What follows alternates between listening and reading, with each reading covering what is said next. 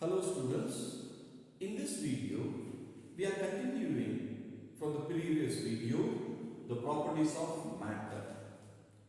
We discussed that matter is made up of solids, liquids or gases. This categorization is based on the structure of molecules, how the molecules are oriented inside these three matter. In the case of solid, the molecules are closely packed. In the case of liquid, the molecules are little free. And in the case of gases, they are totally free to move and take the shape on different places.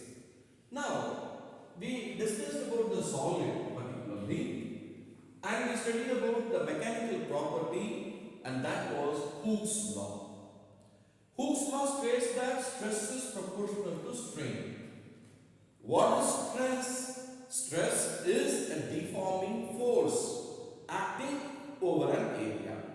For example, if I take a piece of rubber band and if I pull it, let us say, then what will happen? There is an extension. It expands and there is a change in length with respect to the original length, and that we call it as strain. Right? And stress is the deforming force, and for which there is a restoring force in opposite direction which tries to bring it back to its original shape. And this process, the whole thing is called elasticity. Elasticity. Okay. This is a matter generally solved. So yesterday, as I was discussing, there was a point I wanted to make. Yeah. And that was, so we said that stress upon strain for a linear one is called longitudinal stress upon longitudinal strain. Either in length or in the breadth, any of the dimensions it is going to change. If suppose there is a change, and this we refer to as Young's modulus. Suppose if it is not changing length upon the original length, I said that take a body, a ball, spherical ball, and apply a force normal to this, apply a force normal to this, apply a force again normal. Normal forces are being applied in all the directions of equal magnitude. When it is of equal magnitude, I compress it all the directions. What will happen? The volume will decrease. Let us say the original volume was V, and the volume decreases and comes down, it is getting compressed. Let us say change in volume is delta V. So, the what is strain here? Change in volume to the original volume. Again, we go back to the Hooke's law and we say stress is proportional to strain, or stress upon strain is a constant. Okay. Now, what is this constant here? There is a change in volume. Volume, you can imagine easily V is equal to L into B into H. L into B is nothing but area into H. So, the volume, that's the third dimension. So, it's going to change. I will say volumetric stress upon volumetric strain. Right? And this is a constant, and this constant is called bulk modulus. Bulk modulus, right? Modulus is constant. So B is the symbol of it, and we define this in the case of change in volume. Now there is another type of modulus, right? And what is that modulus?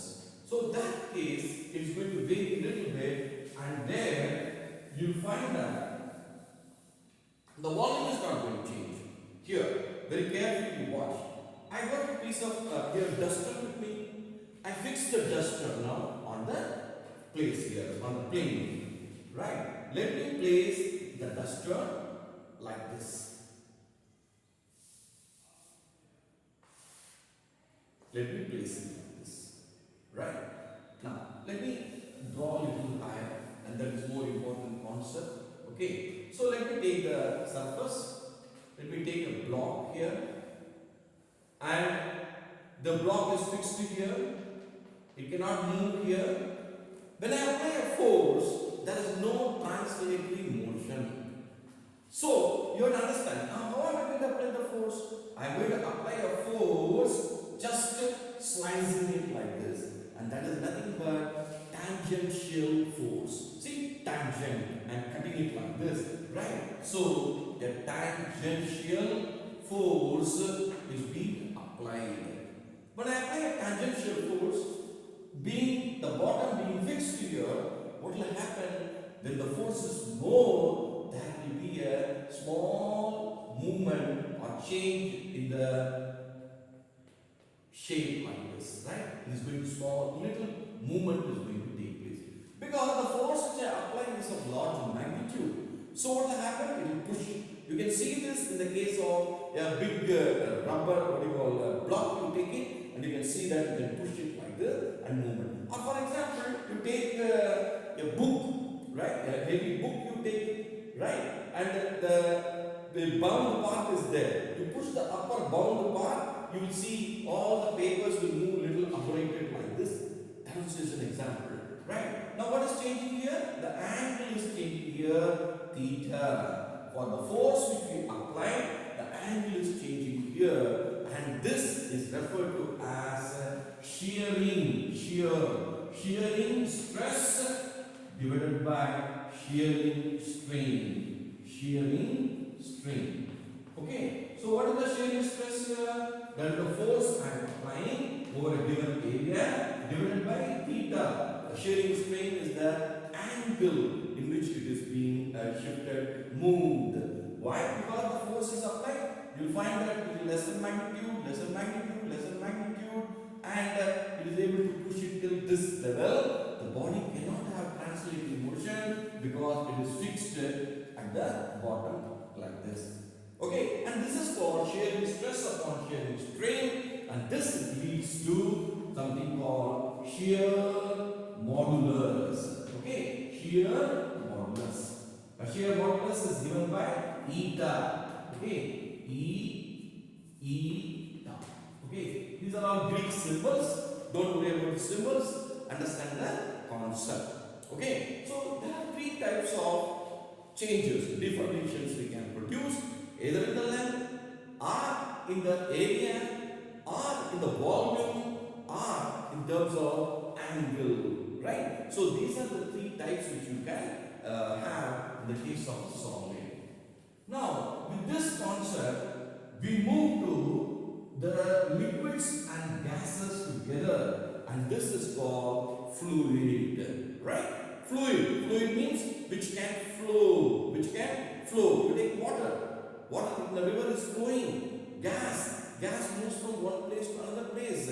Right? So this we are going to call it, and we are going to study, our next study is properties of fluids. So these are the basic concepts you need in order to study the first unit of this particular chapter. Yeah. So let me change the title here, properties of fluids. Now, properties of fluids. What are the properties of fluid? Again, I said to you, fluid is both liquid as well as it is gas. Both comes under fluids, which can flow. It's called fluids. Yes. Now, what I'm going to do? Let me take a beaker. Let me take water in this beaker. Right? So usually we draw lines like this, and I'll tell you why we draw like this, not at different random circles or anything. Yeah, they are all like this. Now we know the basic property of fluids. The atoms or molecules or particles are not tightly packed. They can move from one place to another, and they will take the shape of the container in which you keep it. Suppose if I transfer this into a pot, let us say, if I transfer it to a pot, okay? If I transfer it to a pot, then it will take the shape, this shape like this, right? So whatever the shape of the container, that will be the shape of the liquid, but volume will remain same. If I take 1 liter, it will be 1 liter. That is not changing. Volume is same, but the shape depends on the nature of the container or vessel that is going to be based on that. Now, when I take here very specifically, okay, I apply a tangential force. Let us assume. Let us assume this is like a block and this glass cylinder is not there. Okay, glass walls are not there. Then what will happen? The water will flow, right? But here the water is not flowing. The water is static, and that is called hydrostatics. Hydrostatics. Where in hydrostatics? We what? Why hydro? Why we talk about liquids or fluids and say we say hydro? Because water is the most wonderful liquid which is available in plenty. So when we study about the water, we can study about all the other liquids and gases it applies to that. Yes, there are some restrictions in gases, but otherwise many liquids we can compare with water, the most precious liquid which we are finding. Yeah, and we are using that. So hydrostatics is where the liquid is stationary, it is not moving. Suppose if I take a tube, right, and allow water to flow through that, and then the water is moving, and that case is called hydrodynamics. Okay, dynamics. Dynamics is which is in motion, dynamic, right? So these are the two things which we are going to study, under the two headings we are going to study. So let us now talk about only hydrostatics. When I say about hydrostatics, let us be very careful. I apply a tangential force. So the tangential force cannot be applied in the case of a static position. You can apply it and it will become dynamic.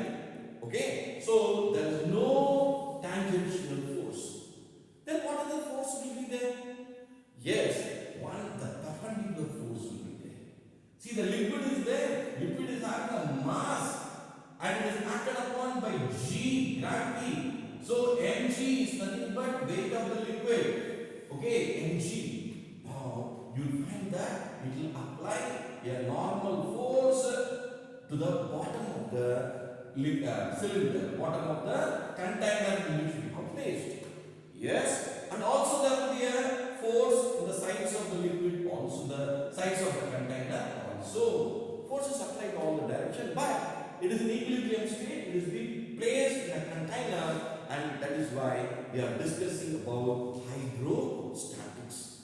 Now, one may wonder, anytime here you will find that the force applied is normal to the surface. Normal to the surface. So why not it be tangential? We can assume it can be tangential. Let us say, for example, let me redraw it again because much arrows in this, and let us see if I have tangential, what will happen. Let me take the beaker of liquid, fine, and let me fill it with water.